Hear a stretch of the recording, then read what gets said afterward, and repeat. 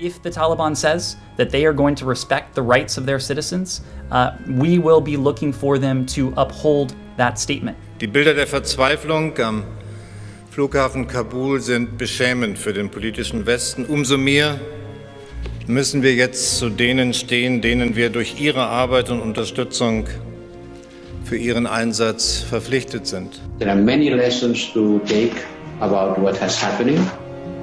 We have to recognize that mistakes has been made, especially about the evaluation of the military capacity of the Afghan army to resist the Taliban offensive.